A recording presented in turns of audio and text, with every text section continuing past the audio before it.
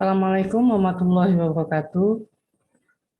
Pada kesempatan kali ini, kami, eh, tim dari Universitas Muhammadiyah Yogyakarta, tim pengabdian, akan mempresentasikan artikel kami tentang peningkatan akuntabilitas penyelenggaraan keuangan sekolah.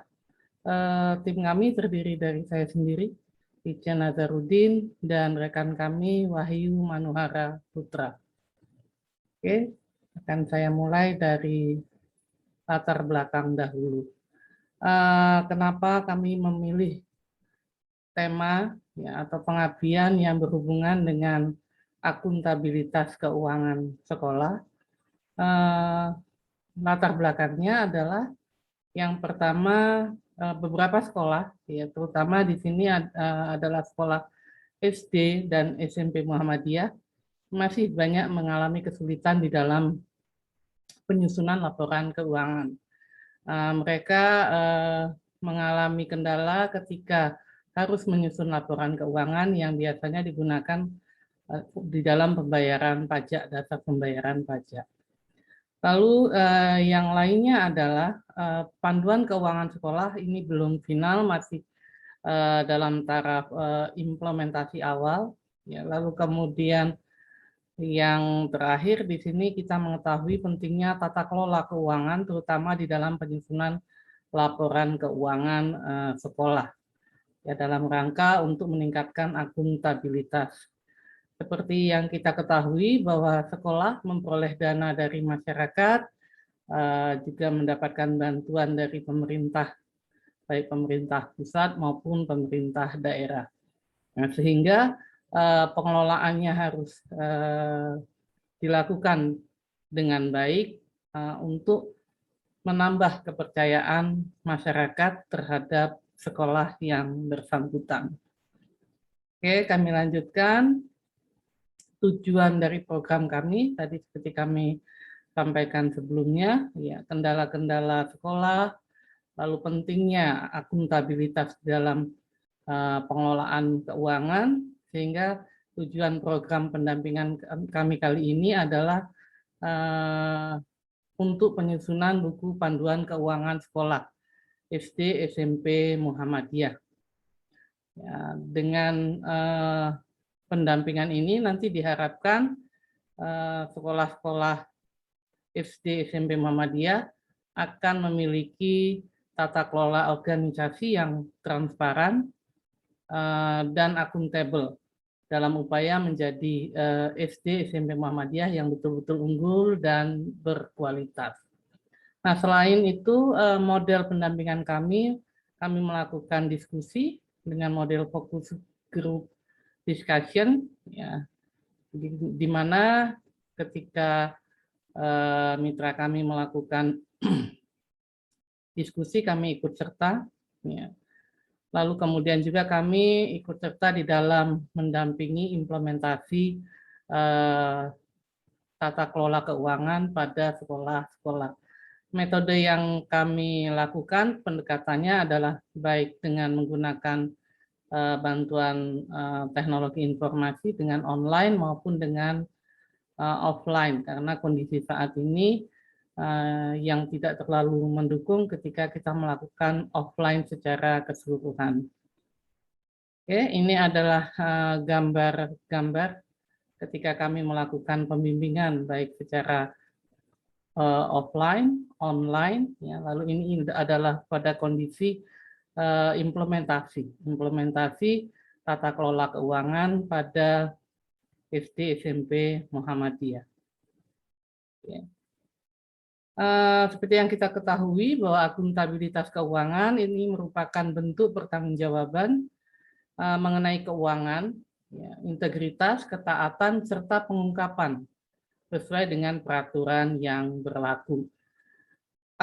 Akuntabilitas laporan keuangan akan tercapai jika memenuhi karakteristik kualitatif informasi keuangan yang disajikan. Nah, bagaimana karakteristik kualitatif informasi?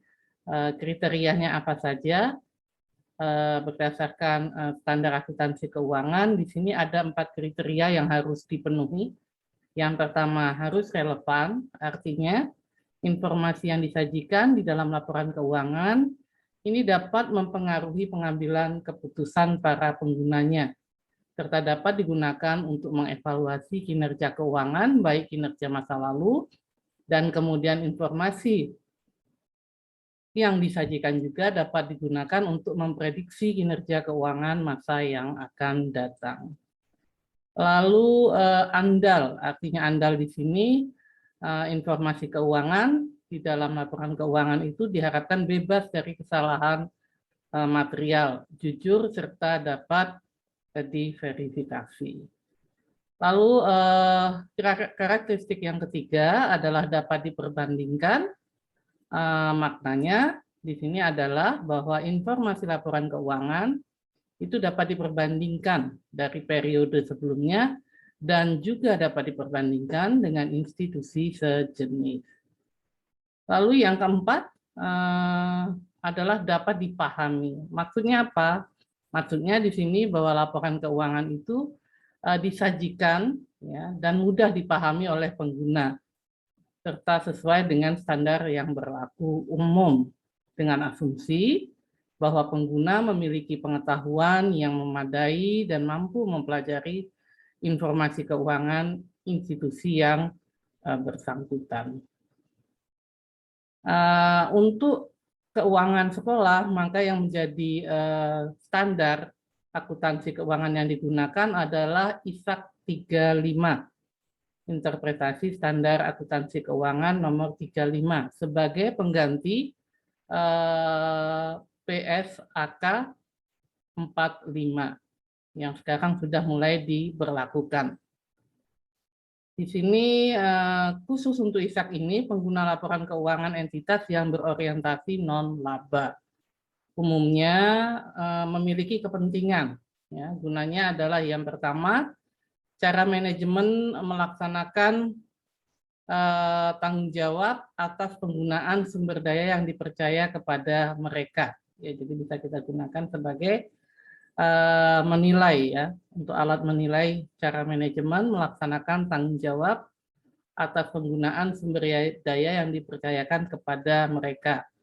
Sumber dayanya tadi yang seperti saya jelaskan di depan, yang diperoleh dari masyarakat maupun dari pemerintah atau dari dana bantuan yang lain.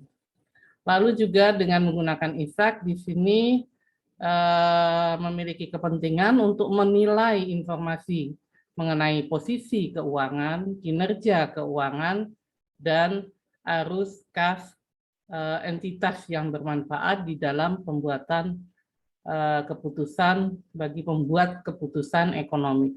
Nah, kalau kita lihat di dalam penyusunan laporan keuangan yang diperuntukkan untuk organisasi atau institusi non-laba seperti sekolah, alurnya ya, yang kami lakukan di sini adalah menginput dulu neraca awal, karena sebagian besar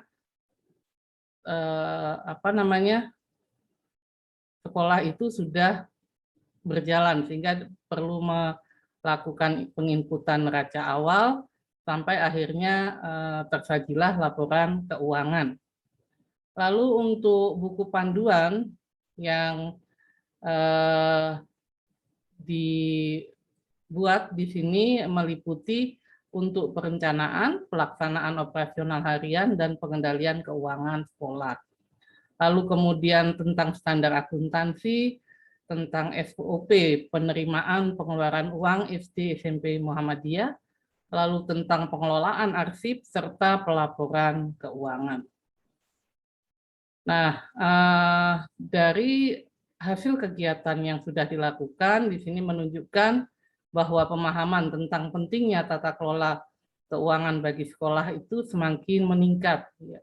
Di sini terlihat ketika dilakukan pelatihan dan diimplementasikan, kemampuan menginput neraca awal semakin baik ya, sebagian besar SD, SMP sudah bisa memasukkan data tentang neraca awal pada masing-masing sekolah mereka. Tetapi kalau kita lihat SD dan SMP Muhammadiyah ini banyak sekali tersebar di daerah istimewa Yogyakarta, khususnya di kota Yogyakarta. Implementasi tata kelola ini butuh pendampingan dalam jangka panjang, ya, mengingat banyaknya sekolah yang ada. Lalu kemudian mungkin perlu meningkatkan juga bentuk kerjasama antara perguruan tinggi Muhammadiyah dengan lembaga pembinaan pengawasan keuangan dan PDM Muhammadiyah. Nah, harapannya nanti terwujudlah pengelolaan keuangan yang transparan dan akuntabel. Dan akhir kata, kami juga mengucapkan terima kasih ya pada LP 3M Universitas Muhammadiyah Yogyakarta yang telah mendanai program ini dengan skema hibah KKN PKM, juga pada mitra kami PDM dan LPPK ya, sehingga program ini bisa berjalan lancar. Sekian yang bisa kami sampaikan atas artikel kami. Terima kasih.